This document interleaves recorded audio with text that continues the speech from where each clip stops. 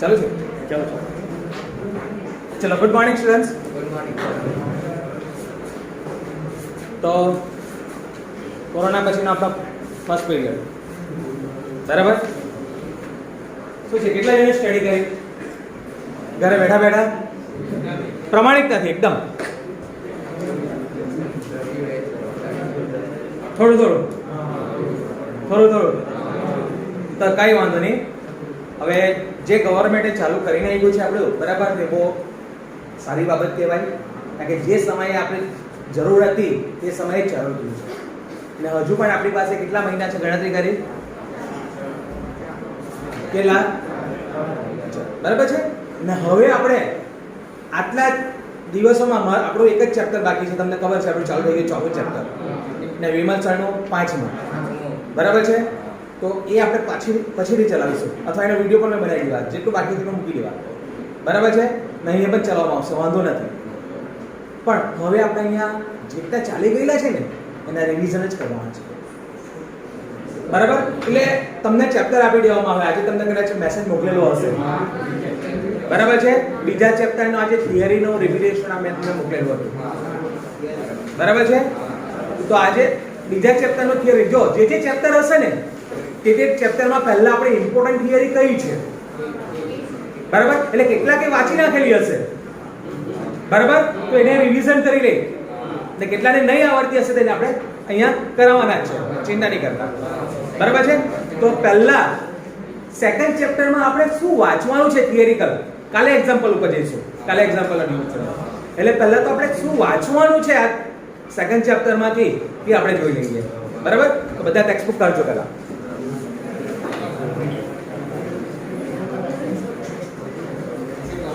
અત્યારે મોટે ભાગનું મેં તમને બધું કરાવ્યું છે, વિમલ સરના બધા ચેપ્ટર, એટલે તમને બરાબર આપણે એકદમ, જો બહુ ઓછો સમય, બહુ ઓછો કોર્સ છે એમ જોવા જઈએ તો જ સિલેબસમાં એટલો બધો ઓછો કોર્સ છે ને, ધ્યાનમાં રાખજો. અને આપણે 2 મહિનામાં એ થઈ જશે જો તમે બરાબર વ્યવસ્થિત કરશો તો. ને તમને એક મોકો મળેલો છે, સમય વધારે છે ને વાંચવાનું ઓછું છે, બરાબર છે? એકદમ મસ્ત તૈયાર થઈ જાય ને એકદમ સારામાં સારા ટકા આવી જાય એવો મોકો તમને મળેલો છે, એટલું ધ્યાનમાં રાખજો. પણ હવે પછી કરવું પડશે તો રેગ્યુલર કરવું પડશે, બરાબર? એટલે એક ધ્યાનમાં રાખી દેજો. એટલે હવે પછી તમારે ધ્યાનમાં રાખો કે મારે 12માની તૈયારી કરવાની છે ને ટકા લાવવાના છે, બસ એટલું મગજમાં બેસાડી દેજો, બરાબર છે? ચલો, તો સેકન્ડ ચેપ્ટર કાઢજો, દ્રાવણો.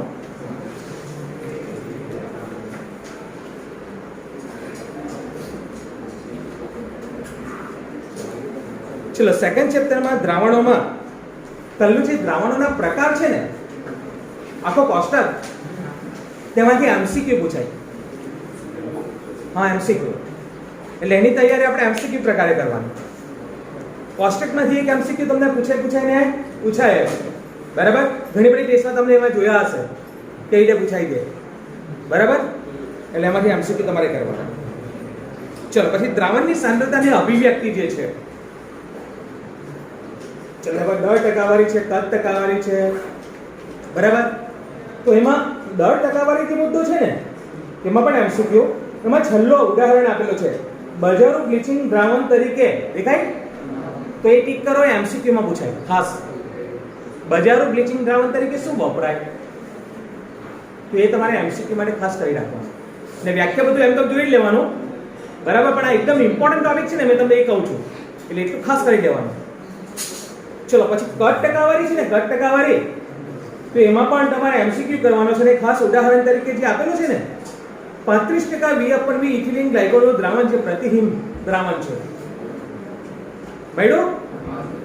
બરાબર? તો એ તમારે અંડરલાઈન કરી દેવાનું છે. એટલે પ્રતિહિમ દ્રાવણ એટલે કારમાં એન્જિનમાં શીતન તરીકે જે વપરાય ને દ્રાવણ, તો એ એમસીક્યુ પૂછે, કારમાં એન્જિનમાં શીતન તરીકે અથવા પ્રતિહિમ તરીકે કયું દ્રાવણ વપરાય? તો કયું દ્રાવણ વપરાય? 35% V/V ઇથિલિન ગ્લાયકોલનું દ્રાવણ, બરાબર? એટલે એ પણ તમને એમસીક્યુમાં પૂછી શકાય, એટલે તમારે ટીક કરી લેવાનું. ચલો, દર કદ ટકાવારી, બરાબર? તો એ ઔષધિ અને ઔષધિ નિર્માણ વિજ્ઞાનમાં વપરાય, એ પણ ટીક કરી રાખજો એમસીક્યુ માટે. એટલે ફાર્માસ્યુટિકલ ક્ષેત્રે વપરાય, ખબર ને, એમસીક્યુ માટે. ચલો, પાર્ટ્સ પર મિલિયન જે છે ને તે 2 માર્કની થિયરીમાં કરી રાખવાનું. એટલે થિયરીમાં કરી રાખજો કયું? પાર્ટ્સ પર મિલિયન અથવા PPM. ચલો મોલન્સ પણ તમારે 2 માર્ક માટે પાછી રાખજો. મોલન્સ થિયરિકલ માટે. પછી મોલારિટી એટલે શું ને મોલારિટી એટલે શું એ પણ તમને વ્યાખ્યા પૂછી શકાય. જો પ્રશ્ન આવો પૂછે મોલારિટી અને મોલારિટી એટલે શું, તાપમાન બદલાતા કઈ રીત બદલાય, બરાબર ખબર છે બધાને? તાપમાન બદલાય તો કઈ રીત બદલાય? મોલારિટી. કેમ મોલારિટી બદલાય? કદ ઉપર આધારિત હોય. કોના પર આધારિત હોય? અને તાપમાન બદલાય તો કદ ઉપર આધારિત રીત બદલાય. કે ખબર ને? કારણ કે તાપમાન બદલે, તાપમાન વધે તો પેલું પ્રવાહી ઉકળે. ખબર કે? ઉકળે એટલે કદ કેવું થઈ જાય? ઓછું થઈ જાય. અને કદ ઓછું થઈ જાય એટલે કદ બદલાઈ જાય કે નહીં? એટલે મોલારિટી બદલાય. બરાબર? એટલે મોલારિટી ને મોલારિટીની વ્યાખ્યા અને તાપમાન બદલાતા કઈ કઈ રીતો બદલાય તો અહીંયા છેલ્લા આપેલું છે. જો અહીંયા લાસ્ટ દેખાય છે. એટલે એમસીક્યુ માં પૂછતા હોય છે મોટે ભાગે. મળ્યું કે દર, ટકાવારી, પીપીએમ, મોલન્સ, મોલારિટી એ તાપમાનથી સ્વતંત્ર છે. દેખાય? એટલે તાપમાન બદલાતા એ બદલાતો નથી. જ્યારે મોલારિટી તાપમાન પર આધારિત છે. દેખાય? અને કદ તાપમાન પર આધાર રાખે, દર આધાર રાખતું. એટલે બોલો તાપમાન બદલાતા મોલારિટી બદલાશે પણ દર, ટકાવારી છે, પીપીએમ છે, વજનાંશ છે એ બધી રીત બદલાતી એટલે એ બધું તમારે ધ્યાનમાં રાખવાનું. એ તમને એમસીક્યુ માં પૂછી શકાય. ઓકે ચલો હવે દ્રાવ્યતાવાળો જે મુદ્દો છે ને તે આખો કાઢી નાખેલો છે. એટલે હેનરીનો નિયમ કરવાનો નથી કે હેનરીના નિયમ પર આધારિત દાખલા પણ નથી કરવાના. મેં કરાવેલા હશે તો વાંધો નહીં કે તમને JEE માં કામ લાગશે. એટલે JEE માટે તમે કરજો, વાંધો નહીં. બરાબર? પણ આખો દ્રાવ્યતાવાળો ટોપિક કે હેનરીના નિયમ પર આધારિત દાખલા કોઈ કરવાની જરૂર નથી. બરાબર છે? એટલે બોર્ડની પરીક્ષા માટે એને આપણે બાકાત રાખીશું. ચલો હવે આવી જાઓ ડાયરેક્ટ 2.4 પેજ નંબર 43 ઉપર.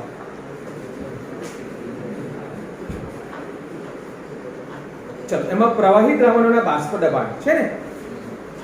ચલો એમાં એક ખાસ થિયરી છે, પ્રવાહી દ્રાવણના બાષ્પ દબાણ. 4 માર્કની થિયરી. દ્રાવ્ય પ્રવાહી, દ્રાવક પ્રવાહી, બરાબર? તેના બાષ્પ દબાણની ચર્ચા. તો આખી આ થિયરી 4 માર્કની થિયરી છે. અહીંથી ચાલુ થાય કે અહીં સુધી તમારે લખવાની. બરાબર છે? તો એ 4 માર્કની થિયરી તમારે ધ્યાનમાં રાખવાની છે. દાખલાની ચર્ચા કાલે કરીશું આપણે. દાખલાની અત્યારે વાત નથી કરતા. ચલો પછી છે હેનરીના નિયમના વિશિષ્ટ કિસ્સાઓ તરીકે રાઉલ્ટનો નિયમ. મળ્યો? ચલો તો એ વિશિષ્ટ કિસ્સા તરીકે જે રાઉલ્ટનો નિયમ આપેલો છે, બરાબર, તે કદાચ 2 માર્કમાં પૂછી શકાય. થિયરીની શક્યતા ઓછી પણ આપણે ઠીક કરી મૂકજો કારણ કે એમાં એક એમસીક્યુ પૂછી શકાય છે કે વાયુ દ્રાવ્ય હોય, પ્રવાહી દ્રાવક હોય. સાંભળજો. તો એના માટે રાઉલ્ટના નિયમનું સ્વરૂપ કયું આવે? તો P બરાબર H × X. બરાબર? તો એ તમારે ધ્યાનમાં રાખી મૂકવાનું. એ પૂરા એમસીક્યુ માં અથવા તો આખું તમારે કરવું હોય તો 2 માર્કમાં કરી શકો. ચલો પછી આ બાષ્પ દબાણની વાત છે, છોડો, કઈ વાંધો નહીં, એનું કઈ ચાલશે. બરાબર? હવે અહીંથી જે ચાલુ થાય છે, જો અહીંથી આ થિયરી દ્રાવણના બાષ્પ દબાણમાં થતો ઘટાડો દેખાય? બરાબર? ત્યાંથી આટલે સુધી આ સમીકરણ સુધી એટલું ઠીક કરવાનું. અને પછી આ બધું કશું નથી. આદર્શ દ્રાવણ, બિન આદર્શ દ્રાવણ બધું કાઢી નાખેલું છે. એટલે આ વાંચવાની જરૂર જરાક પણ વાંચવાની જરૂર નથી. બરાબર? અને પછી અહીંયા બાષ્પ દબાણમાં થતો સાપેક્ષ ઘટાડો છે. દેખાય? તો તાજી અટકેલા ને તો અહીંયા ઇક્વેશન આપેલું છે, જો અહીંયા. એટલે અહીંથી ચાલુ કરવાની અને અહીંયા સુધી પેલો આગળ કરાયું ને ત્યાંથી અહીંથી રનિંગમાં આવે. અને એ પ્રશ્ન કયો લખો તો લખી દો. અબાષ્પશીલ દ્રાવ્ય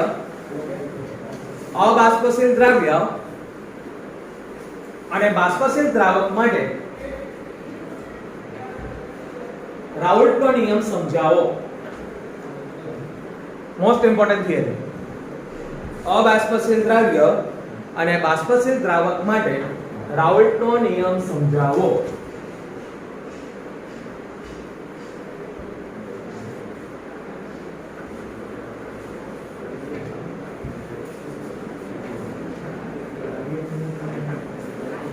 કર્યું?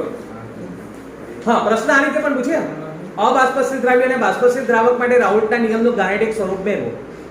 અથવા એમ પણ પૂછે અબાષ્પશીલ દ્રાવ્ય અને બાષ્પશીલ દ્રાવક માટે દ્રાવ્ય પદાર્થના અણુભાર શોધવાનું સૂત્ર મેળવો. બરાબર છે? એટલે ધ્યાનમાં રાખો, અબાષ્પશીલ દ્રાવ્ય અને બાષ્પશીલ દ્રાવક હોય તો તમારે યાદ કરી લખવાની. કાથી શરૂઆત કરવાની છે ખબર પડી ગઈ ને? બરાબર છે? અહીંથી આપણે શરૂઆત કરતો અહીંયા અટકીએ. બરાબર? અને ત્યાંથી જ આ સમીકરણ ચાલુ થાય છે. જો બરાબર, એક સમીકરણથી ત્યાંથી પાછળથી ચાલુ થાય છે, તો તારી શરૂઆત કરવાની. મોસ્ટ ઇમ્પોર્ટન્ટ ટિક કરી રાખ. ચલો હવે પેજ નંબર 49 ઉપર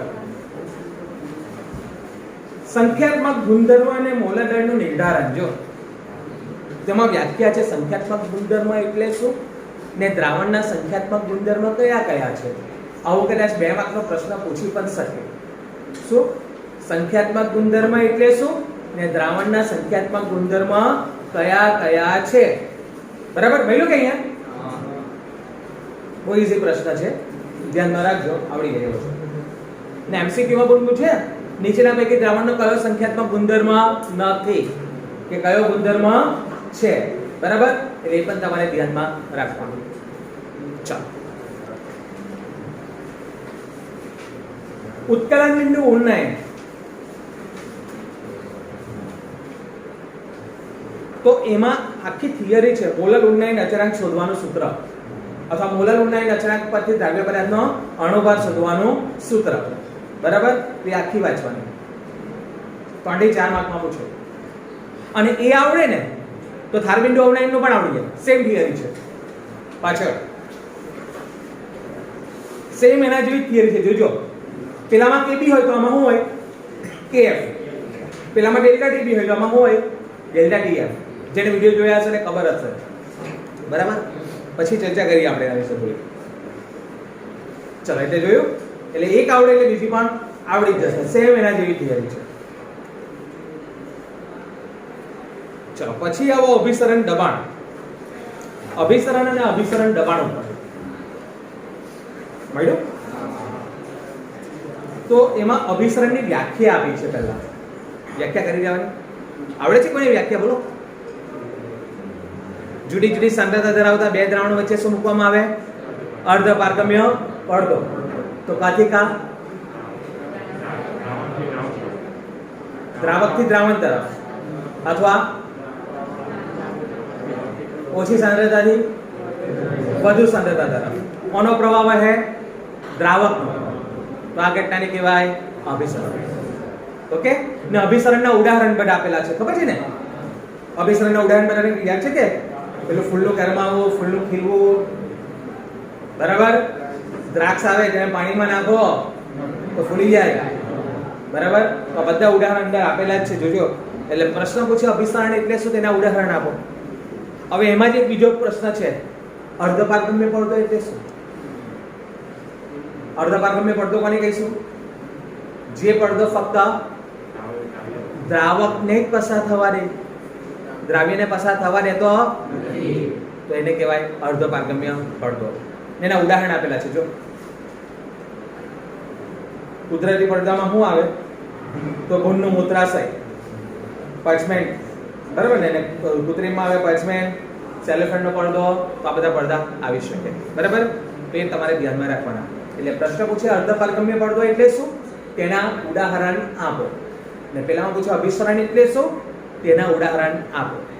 અને હવે 3 માર્કની થિયરી. એમાં અભિસરણ દબાણ એટલે શું તે શોધવાનું સૂત્ર. સામે અહીંથી ચાલુ થાય, ખબર કે? જો દ્રાવણ ઉપર કેટલું વધારાનું દબાણ લાગુ પાડવામાં આવે, પહેલું અહીંથી તો અહીંયા લાગીને અભિસરણ દબાણ ને પછી અણુભારનું સૂત્ર છે. જો દેખાય અહીંયા, તો 10 સુધી તમારે કરવાનું. 3 માર્કની થિયરી. આકૃતિ કઈ ખાસ દોરવાની નથી. એમાં આકૃતિ દોરવાની જતા ચાલશે. ખ્યાલ આવ્યો? ચાલો, હવે નીચે જે આપેલું છે દેખાય, અભિસરણનું દબાણનું માપન. તેમાં MCQ છે. અભિસરણ દબાણના માપન પદ્ધતિ દ્વારા કયા કયા પદાર્થનો અણુભાર માપી શકાય? તો પ્રોટીન છે, પોલિમર છે, ગૃહધર્મ છે. મળ્યું? તો આ બધાનો મોલર નક્કી કરવામાં આવે. ચલો, તો એ એમસીક્યુ વાંચી લેજો, બરાબર. હવે નીચે આપેલો છે જો આ પેરેગ્રાફમાં દેખાય, તો એ પણ તમને કદાચ 2 માર્કમાં પૂછી શકાય. સમઅભિસારી દ્રાવણો એટલે શું? મળ્યું? એમાં જ છે.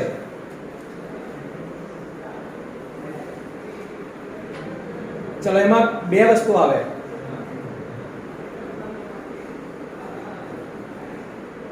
હાઇપરટોનિક એટલે અતિ અભિસારી દ્રાવણ. મળ્યું? મળ્યું કે? અને બીજો અલ્પ અભિસારી હાઇપોટોનિક. દેખાય? એટલે એમાં આખું તમારે કરવાનું 2 માર્ક માટે. હાઇપરટોનિક ને હાઇપોટોનિક ને એમાં એક મોસ્ટ ઇમ્પોર્ટન્ટ એમસીક્યુ છે. કયો ખબર? લોહીના કોષમાં રહેલું દ્રાવક સાથે સંકળાયેલું અભિસરણ દબાણ. એટલે આપણું લોહી હોય ને, લોહી એમાં કોષરસનો પ્રવાહી હોય ને, તો એના સાથે સમઅભિસારી દ્રાવણ કયું આવે? તો લખેલું છે જો, કયું આવે? 0.9% W/V દર અપન કદ સોડિયમ ક્લોરાઇડ નું દ્રાવણ.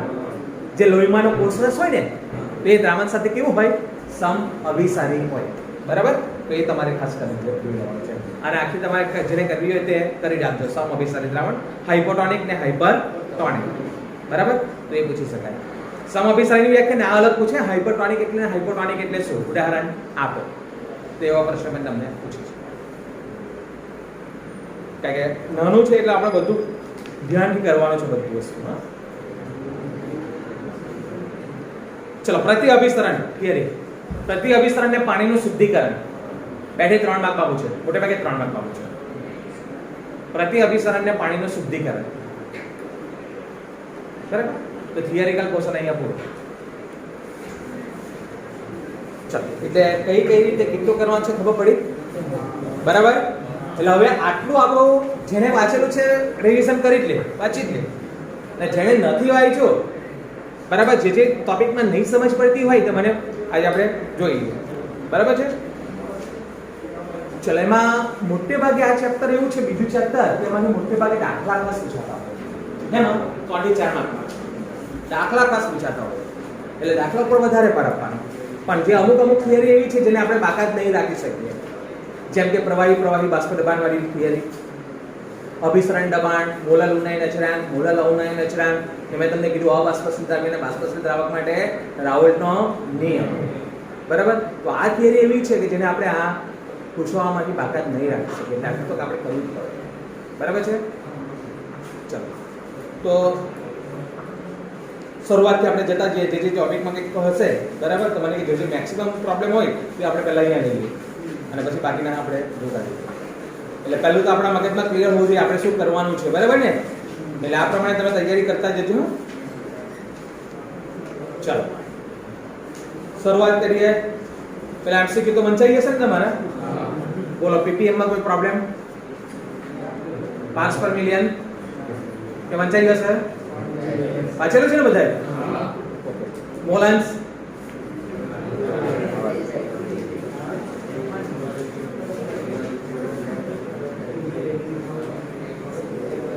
ચલો, 43 માં પાના ઉપર પ્રવાહી બાષ્પ દબાણ.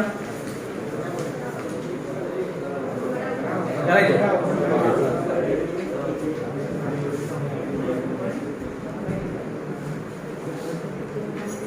જો આપણે એ ઓપ પર સમજી લઈશું અને ભાઈ તમારે પેલા પાછા વિડીયો જોઈ લેજો પેલામાં.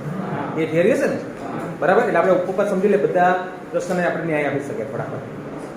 ચલો, ચોપડીમાં જ જોતા રહેજો હાથે હાથે, એટલે મેં તમને સમજાવું છું.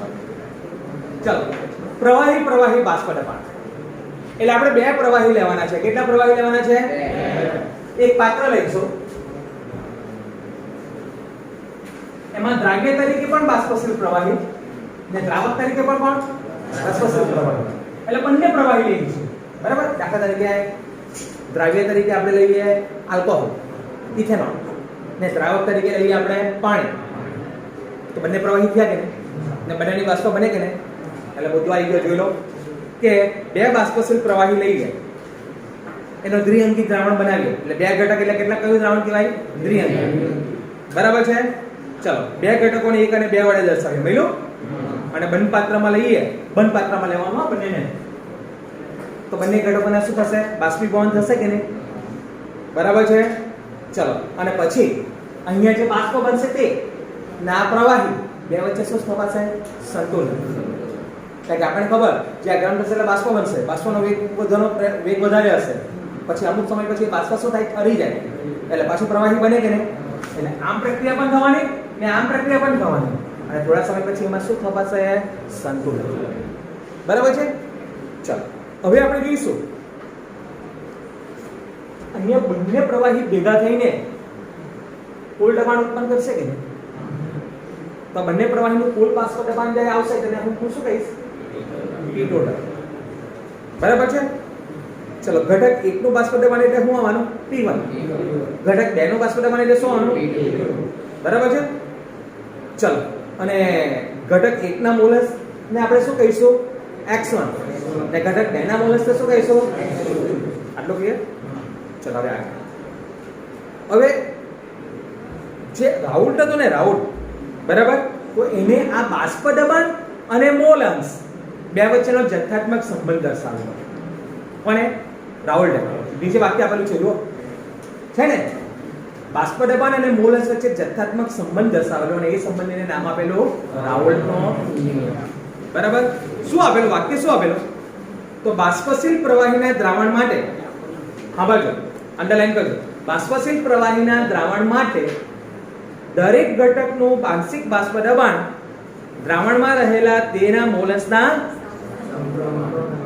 એટલે દાખલા તરીકે દ્રાવણમાં ઘટક 1 છે, તેનું બાષ્પ દબાણ શું થવાનું? P1. તો દ્રાવણમાં એના મોલસ કેટલા થવાના? x1. તો આ P1 ચલે છે x1 થવાનું કે નહીં? બરાબર છે?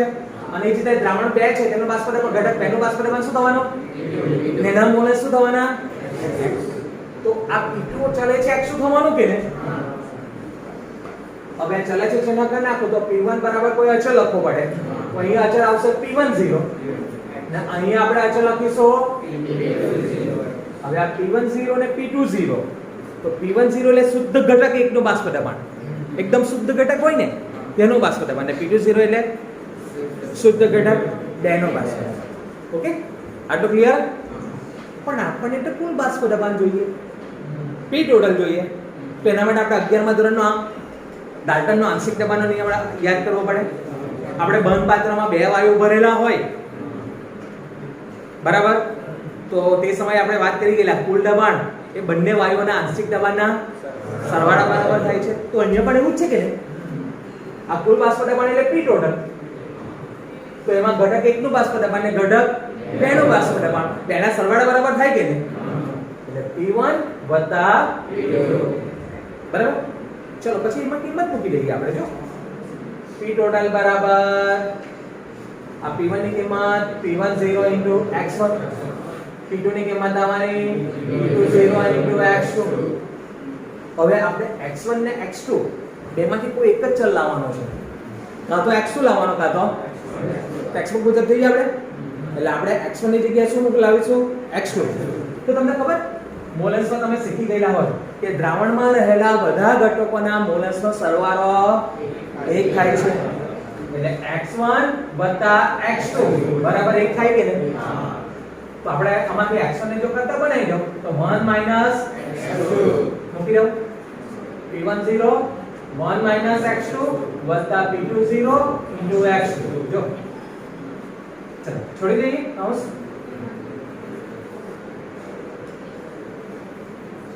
આવ્યું? ચલો હવે આપણે શું કરવાનું છે? તો P10 ને અલગ કરી દઈએ. આ જો આ પ્લસ કલાલો, બરાબર, કોને કોમન કાઢીએ?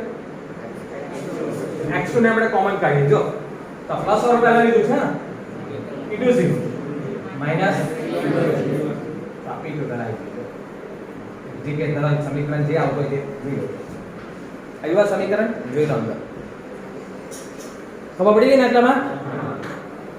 ચલો હવે જો, હવે આ જે સમીકરણ છે ને એના પછી 3 અર્થઘટન આપણે કરવાનું છે. 3 અર્થઘટન. પહેલું છે દ્રાવણનું કુલ બાષ્પ દબાણ P ટોટલ. જો આ સમીકરણમાં જો કોઈ પણ એક ઘટકના મોલસ પર આધાર રાખે કે ને, અહીંયા કયું આવ્યું? x ઘટક 2 ના મોલસ આવ્યા. ધારો કે આપણામાં x1 અને x2 ની જગ્યાએ 1 x1 મૂકેલો તો x1 આવશે કે એટલે આ સમીકરણ શું કહે છે? દ્રાવણનો કુલ બાષ્પ દબાણ ગમે તે એક ઘટકના મોલ અંશ સાથે સંબંધિત છે. જોઈ લો અંદર જો છે. ચાલો બીજું વાક્ય શું છે? દ્રાવણનો કુલ બાષ્પ દબાણ જો આ ઘટક બેના મોલ અંશ જે હોય ને તેની સાથે રેખીય રીતે ચલિત થાય એટલે એનો આલેખ દોરીશું ને તો કેવો આવશે? સીધી રેખા આવશે. જો બાજુમાં છે કેમ જોવા જઈએ તો પછી દોરવાના છે આપણે. એટલે ખ્યાલ આવ્યો? એટલે કે દ્રાવણનું કુલ બાષ્પ દબાણ ઘટક બેના મોલ અંશ સાથે રેખીય રીતે ચલિત થાય છે એટલે એનો આલેખ દોરીએ p ટોટલ ગુણ્યા p ટોટલ વિરુદ્ધ x2 નો એ આલેખ કેવો આવશે? સીધી રેખા. અથવા x1 નો પણ દોરીએ તો એ આલેખ કેવો આવે? સીધી રેખા. ક્લિયર? નેક્સ્ટ ત્રીજું જો હવે મારે આ દ્રાવણના કુલ બાષ્પ દબાણમાં ફેરફાર કરવો છે.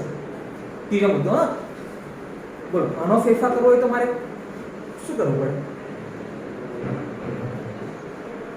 આમાં ફેરફાર કરવો હોય તો મારે શું કરવું પડે? તમે જોશો આ કુલ બાષ્પ દબાણ P10 P20 ને x2 પર આધાર રાખે કે નહીં? બરાબર? એટલે લખેલું છે જો શુદ્ધ ઘટક 1 નું બાષ્પ દબાણ P10 ને શુદ્ધ ઘટક 2 નું બાષ્પ દબાણ અને એના પર આધારિત દ્રાવણનું આ કુલ બાષ્પ દબાણ દેખાય? બરાબર? તો એક ઘટક એના મોલેસસના આ ઘટક 2 કે ઘટક 1 કોઈ પણ લઈ શકાય. હા આમાં ઘટક 2 છે એવો ઘટક 1 પણ આવે કે નહીં? તો ઘટક 2 ના અથવા ઘટક 1 ના મોલેસના વધારા સાથે કાં તો ઘટે કાં તો વધે. ક્લિયર? ફરીથી શુદ્ધ ઘટક 1 અને શુદ્ધ ઘટક ના બાષ્પ દબાણ પર આધારિત કુલ બાષ્પ દબાણ એ ઘટક 1 ના મોલસ અથવા ઘટક 2 ના મોલસ ના વધારા સાથે કાં તો વધે કાં તો એટલે ત્રણ મુદ્દા ક્લિયર. પહેલો મુદ્દો શું કીધું? દ્રાવણનું કુલ બાષ્પ દબાણ કોઈ પણ એક ઘટકના મોલસ કાં તો x1 કાં તો x2 સાથે સંબંધિત છે. બીજું દ્રાવણનું કુલ બાષ્પ દબાણ ઘટક 1 અથવા ઘટક 2 ના મોલસ સાથે રેખીય રીતે ચલિત થાય છે. ને ત્રીજું શુદ્ધ ઘટક 1 અને શુદ્ધ ઘટક 2 એના બાષ્પ દબાણ પર આધારિત દ્રાવણનું કુલ બાષ્પ દબાણ કાં તો ઘટક 1 કાં તો ઘટક 2 ના મોલસના વધારા સાથે કાં તો ક્લિયર? ત્રણ મુદ્દા. ચાલો હવે આલેખ દોરેલો છે જો દ્રાવણ માટે P1 અને P2 નો મોલ અંશ વિરુદ્ધ x2 નો આલેખ દોરેલો છે જો અંદર ચોપડીમાં દેખાય? મેં અંદર જ સમજાવી દીધું, જુદા રહેજો. હવે એ આલેખમાં શું છે? જો P20 મહત્તમ છે જો સાઈડ ઉપર જો P10 નાનો છે એટલે એનો અર્થ શું ખબર? શુદ્ધ ઘટક 2 નું બાષ્પ દબાણ શુદ્ધ ઘટક 1 ના બાષ્પ દબાણ કરતા વધારે છે એટલે P20 ગ્રેટર ધેન P10 એટલે બીજો ઘટક વાળો બાષ્પ પ્રવાહી બાષ્પશીલ વધારે કહેવાય કે નહીં? કયો ઘટક વધારે બાષ્પશીલ છે? ઘટક 2. કયો ઘટક બાષ્પશીલ વધારે છે? એટલે એ ધારી લીધું છે અહીંયા. એટલે P20 ઉપર આપ્યો છે ને P10 નીચે આપ્યો છે. બરાબર છે? હવે જો આલેખ દોરેલો છે જો અહીંયા. તો અહીંયા x1 બરાબર 1 લઈએ ને આમાં જો ને x1 બરાબર 1 લો ને તો P1 બરાબર શું થાય? P10 થાય કે નહીં? અથવા હા એમાં લઈ લો ને એટલે P1 બરાબર P10 થાય કે નહીં? આવી લો નીચે લખેલું છે x1 બરાબર 1 ને x2 બરાબર 0 એટલે P1 બરાબર P10 x2 બરાબર 1 લો તો P2 બરાબર P20 થાય કે નહીં? એ પણ લખેલું છે જો અંદર આ બાજુ દેખાય છે ને?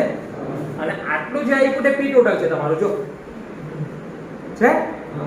હવે આ જે રેખા છે દેખાય કે આ દેખાય ને? આ P20 પર મળે છે જો તે આ કહેવાય P2 બરાબર P20 * x2 ને આ રેખા મળે છે દેખાય આ બીજી રેખા તે આ કહેવાય P1 બરાબર P10 * x1. ક્લિયર? હવે અંદર જો આલેખ દોરેલો છે રેખા 1 અને x1 અને રેખા x2 નો એકમ હોય ત્યારે P10 અને P0 માંથી પસાર થતી રેખાઓ છે એટલે તમને ખ્યાલ આવી જશે. બરાબર ને? રેખા 1 એટલે P20 બિંદુમાંથી પસાર થતી રેખા દેખાય ને રેખા 2 એટલે P10 બિંદુમાંથી પસાર થતી રેખા. ઓકે ચલો હવે આ બાજુ જો P ટોટલ વિરુદ્ધ x2 નો આલેખ જે છે રેખા 3 જે P ટોટલ નું મૂલ્ય દર્શાવે દેખાય એમાં લખેલું છે P ટોટલ નું નિમ્નતમ મૂલ્ય કયું છે?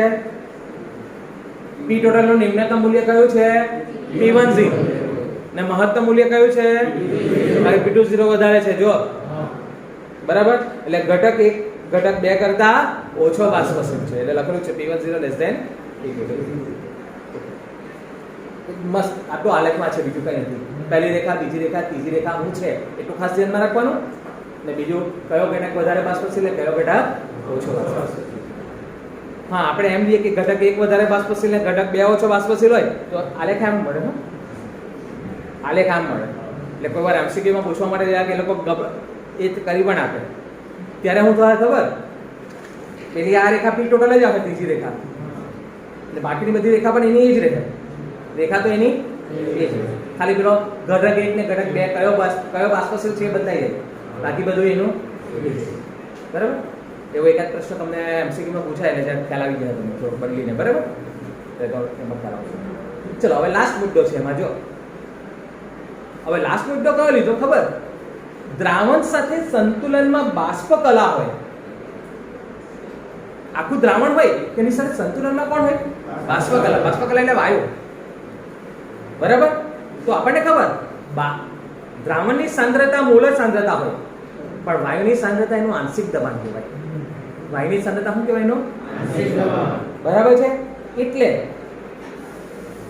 તમે જોશો બાષ્પકલાનો ઘટક 1 લો તેના મોલન્સ y1 છે જો બાષ્પકલાનો ઘટક 2 લો તો એના મોલન્સ y2 છે એટલે મોલન્સ બદલ્યા પહેલાના x1 ને x2 હતા ને એ જગ્યાએ આપણે y1 ને બરાબર અને બાષ્પકલા ઘટક 1 નું આંશિક દબાણ P1 અને બીજા ઘટકનું આંશિક દબાણ P2 તો આપણી પાસે 11મા ધોરણમાં ડાલ્ટનના આંશિક દબાણના નિયમ પછી સૂત્ર શીખેલા યાદ છે કે કોઈ પણ ઘટકનું આંશિક દબાણ બરાબર તે ઘટકના મોલન્સ ગુણ્યા કુલ દબાણ શું સૂત્ર હતું કોઈ પણ ઘટકનું આંશિક દબાણ બરાબર એ ઘટકના મોલન્સ ગુણ્યા કુલ દબાણ બરાબર તો ચલો ઘટક 1 નું આંશિક દબાણ P1 થયું બરાબર તે ઘટકના મોલસ કેટલા થયા y1 ને કુલ દબાણ આવ્યું એટલે ઘટક 2 નું આંશિક દબાણ તે ઘટકના મોલસ ને કુલ દબાણ બરાબર છે અને સામાન્ય રીતે લખવું હોય તો એ લોકો લખેલું છે કોઈ ઘટક i હોય કયો હોય એટલે pi બરાબર વાત રાખી ક્લિયર થશે હવે આવડશે બરાબર બરાબર વાંચી કાઢજો અને લખી કાઢજો આજે છે મજા આવશે ચાલો બીજું કઈ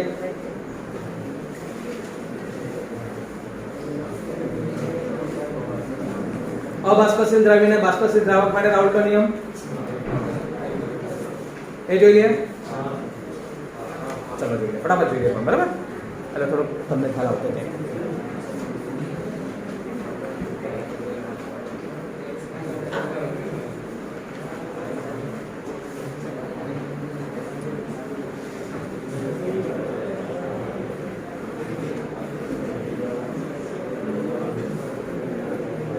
જો આ થાય ને આટલું જોવાય ને પછી એક વિડિયો જોઈ લેજો ઘરે જઈને એટલે હું તમારે એકદમ ક્લિયર થઈ જાય ને હજુ પણ નહીં ખ્યાલ આવે ને તો કાલે પર્સનલી પૂછી લેજો રિસર્ચ માટે આવીને પૂછી લેજો વાંધો બરાબર ચાલો તો અબાષ્પશીલ દ્રવ્યને બાષ્પશીલ દ્રાવક માટે રાઉલ્ટનો નિયમ પેજ નંબર 46 દ્રાવણના બાષ્પ દબાણમાં થતો ઘટાડો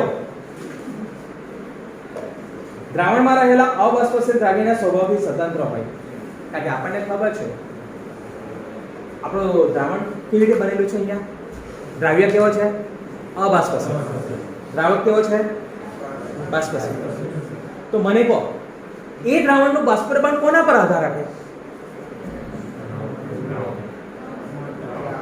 તો આપણને ખબર દ્રાવણનું બાષ્પ દબાણ કોના પર આધાર રાખે જે ઘટકનું બાષ્પ બનતી હોય તેના ઉપર કારણ કે બાષ્પ દબાણ કોને લઈને આવે બાષ્પ બને તો આ બાષ્પ દબાણ આવે કે નહીં તો બોલો દ્રાવ્ય કેવો છે અબાષ્પશીલ દ્રાવક કેવો છે તો બાષ્પ કોની બનવાની દ્રાવ્યની બનવાની કે દ્રાવકની બનવાની દ્રાવકની બનવાની કે નહીં એટલે અહીંયા જે દ્રાવણનું બાષ્પ દબાણ આવશે ને એ કોને લઈને આવશે દ્રાવક એટલે અહીંયા આ દ્રાવણનું બાષ્પ દબાણ દ્રાવક ઉપર આધારિત છે દ્રાવ્ય ઉપર આધારિત નથી. એટલે પહેલો મુદ્દો આપ્યો છે. જો દ્રાવણના બાષ્પ દબાણમાં થતો ઘટાડો દ્રાવણમાં રહેલા અબાષ્પશીલ દ્રાવ્યના સ્વભાવથી સ્વતંત્ર. એટલે અબાષ્પશીલ દ્રાવ્ય પર આધાર રાખતો નથી. બરાબર છે.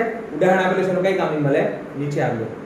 ચલો હવે આવા દ્રાવણ માટે રાઉલ્ટનો નિયમ લખીશું. હવે રાઉલ્ટનો નિયમનું વધારે આપણને ખબર જ છે. જો નીચે કે કોઈ પણ દ્રાવણ માટે દ્રાવણમાં રહેલા બાષ્પશીલ ઘટકનું આંશિક દબાણ તેના મોલન્સના કોઈ પણ દ્રાવણમાં રહેલા બાષ્પશીલ ઘટકનું આંશિક બાષ્પ દબાણ તે ઘટકના મોલન્સના આપણે અત્યારે જોઈ ગયા. તો બોલો આપણું દ્વિઅંગી દ્રાવણ બનાવ્યું, તેમાં દ્રાવકને એક કહીએ એટલે દ્રાવ્યને શું કહીશું? બે. દેખાય? પણ દ્રાવ્ય તો કેવો છે? અબાષ્પશીલ. બરાબર. એટલે દ્રાવકના અણુઓ બાષ્પ કલામાં ફેરવાશે, એટલે માત્ર દ્રાવકના અણુઓ જ બાષ્પ કલામાં ફેરવાશે. એટલે બાષ્પ દબાણમાં ફાળો કોણ આપવાનો? દ્રાવ્ય કે દ્રાવક? દ્રાવક. જો લખેલું છે. બરાબર. તો આપણે જોયું કે દ્રાવકનું બાષ્પ દબાણને આપણે શું ધારી લઈએ? P1 ને એના મોલન્સને આપણે શું ધારી લઈએ? X1. તો અહીં આપણો રાઉલ્ટનો નિયમ શું કહે છે? દ્રાવણનું બાષ્પ દબાણ દ્રાવણમાં બાષ્પશીલ ઘટકનું આંશિક બાષ્પ દબાણ તે ઘટકના મોલન્સના બાષ્પશીલ ઘટક કોણ? દ્રાવક. એનું બાષ્પ દબાણ કયું થવાનું? P1. જેના મોલન્સ કયા થવાના? P1 ચલે છે X1 થવાનું. ચલો ચલે છે જેના કરી નાખો તો P1 બરાબર P1 0 એટલે શુદ્ધ દ્રાવકનું બાષ્પ દબાણ થાય કે નહીં? જોઈ લો અંદર મહિલો સામે મહિલો બધું શુદ્ધ દ્રાવકનું બાષ્પ દબાણ. હવે ડાયરેક્ટ પાછળ આવી ગયો. પેલો મેં તમને કહ્યું હતા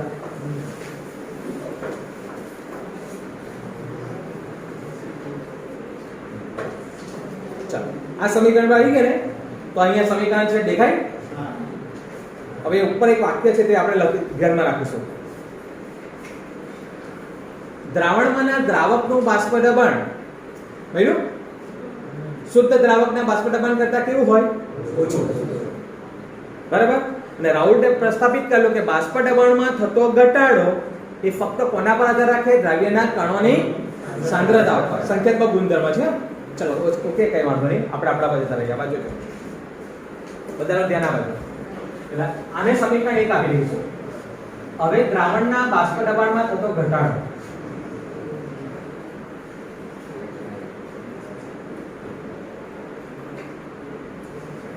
ચલો દ્રાવણના બાષ્પ દબાણમાં થતા ઘટાડાને હું અહીંયા કહીશ ડેલ્ટા P1. શું કહીશ? ચલો મને કહો દ્રાવક ને દ્રાવણ બેમાંથી કોનું બાષ્પ દબાણ વધારે અને કોનું બાષ્પ દબાણ ઓછું? દ્રાવકનું વધારે અને દ્રાવણનું ઓછું. કારણ કે દ્રાવક બાષ્પશીલ ને પેલો દ્રાવ્ય આવે એટલે બાષ્પ દબાણ ઘટી જવાનું. એટલે દ્રાવકનું વધારે દ્રાવકનું ઓછું. તો દ્રાવકનું બાષ્પ દબાણ વધારે તો દ્રાવકના એટલે આપણે કહીશું શુદ્ધ ઘટકનું બાષ્પ દબાણ વધારે. શુદ્ધ ઘટક એટલે કોણ? P1 ને પેલા દ્રાવકનું ઓછું. આપણે વાત કરીએ શુદ્ધ ઘટકનું બાષ્પ દબાણ વધારે ને પેલા દ્રાવક પેલા દ્રાવક નથી એટલે સાદો છે તેનું ઓછું. એટલે P10 P1 થયું કે બરાબર. હવે આ બાજુ જો સમીકરણ 1 માંથી કિંમત મૂકી દઈએ આપણે. P10 P10 into આ સમીકરણ 1 પર લખ્યું. ચલો ડેલ્ટા P1 બરાબર ઓલ કોને કોમન કાઢી લઈએ? 1 માઈનસ P10 ને આમ લઈ લો. બરાબર. એટલે delta P1 minus P10 1 minus x2 જોતા રહેજો. હવે આ બાજુ આ ડેલ્ટા P1 એટલે શું થયું? સમીકરણ 2 માંથી P10 માઈનસ P1 બરાબર.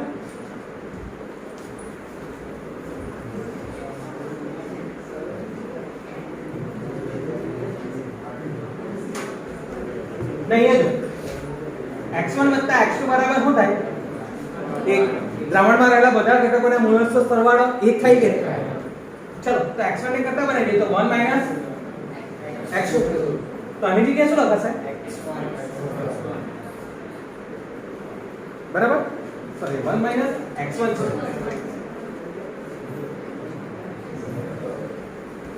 એટલે અહીંયા શું લખાશે? આ તમારે આવી ગયો રાઉલ્ટના નિયમનું ગાણિતિક સ્વરૂપ. રાઉલ્ટના નિયમનું ગાણિતિક સ્વરૂપ શું થવાનું? દ્રાવણના બાષ્પ દબાણમાં થતો સાપેક્ષ ઘટાડો. આ ખાલી બાષ્પ દબાણમાં શું કહેવાય? ઘટાડો કહેવાય. ને છેદમાં મોટું કોણ? P10. તો જે મોટું છે આવ્યો એટલે સાપેક્ષ કહેવાય. આ ખાલી શું કહેવાય? ઘટાડો.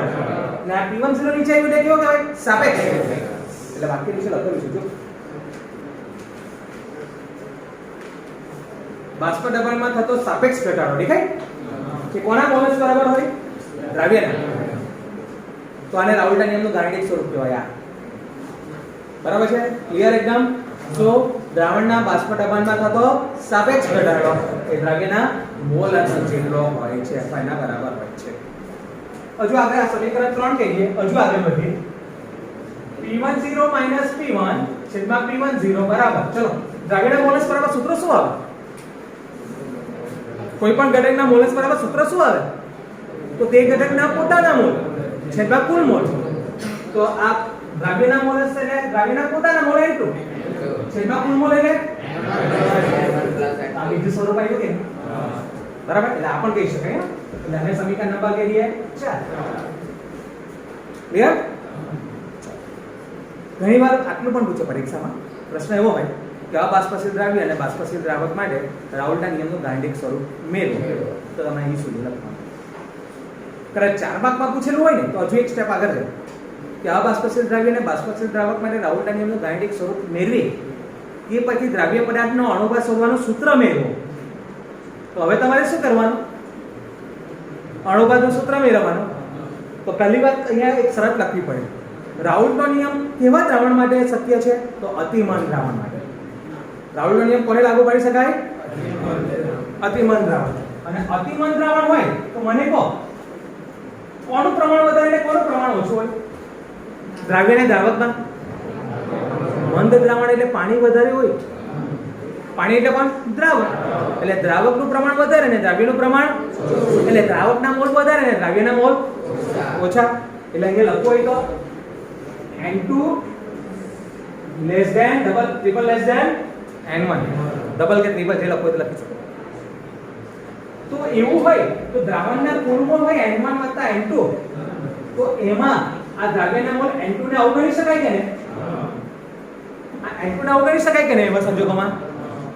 અને N2 ને જો અવગણીએ તો આની રીતે ફક્ત શું લખાય? તો મૂકી દે આમાં. તો P10 - P1 છેદમાં P10 બરાબર N2 ના છેદમાં N1. ઓકે? આટલું આવી ગયું? હવે જો P10 - P1 છેદમાં P10 બરાબર. ચલો હવે મને કહો N1 એટલે કોના મોલ કહેવાય? દ્રાવક. મોલ બરાબર સૂત્ર આવે વજનના છેદમાં અણુ. તો દ્રાવકના મોલ બરાબર દ્રાવકનું વજન છેદમાં દ્રાવકનો એટલે W1/M1. N2 બરાબર દ્રાવ્યના મોલ બરાબર દ્રાવ્યનું વજન છેદમાં દ્રાવ્યનો અણુ બરાબર એટલે W2/. મૂકી દો. ચલો P10 - P1 છેદમાં P10 બરાબર W2 ગુણ્યા M1 છે નીચે તાર શું આવે? M2 ગુણ્યા બરાબર. નામાંથી હવે કરતા કોને બનાવવાનો? M2 ને. બરાબર? બનાવવો હોય તો બનાવી દેવાનું. ચોપડીમાં નથી બનાવવાનું. આપણે બનાવવું હોય તો બનાવી દેવાનું. M2 બરાબર ચલો W2 ગુણ્યા M1 ગુણ્યા P10. આના આપણે લીધું. આના આપણે અહીંયા P10 - ગુણ્યા આ સૂત્રને પછી આપણે દ્રાવ્ય પદાર્થનો અણુભાર M2 ગણી શકીએ કે નહીં? બરાબર? તો અહીંયા સુધી આપણે ધ્યાન રાખી શકાય. W1 એટલે દ્રાવકનું વજન, W2 એટલે દ્રાવ્યનું વજન, M1 એટલે દ્રાવકના અણુભાર અને M2 એટલે દ્રાવ્ય. 1 એટલે દ્રાવક ને 2 એટલે દ્રાવ્ય. મગજમાં બેહાડી દેજો. 1 એટલે ને 2 એટલે.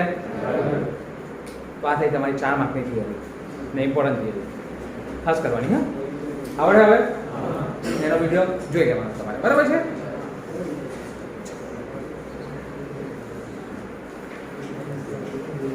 હવે આ વિડીયો બંધ કરી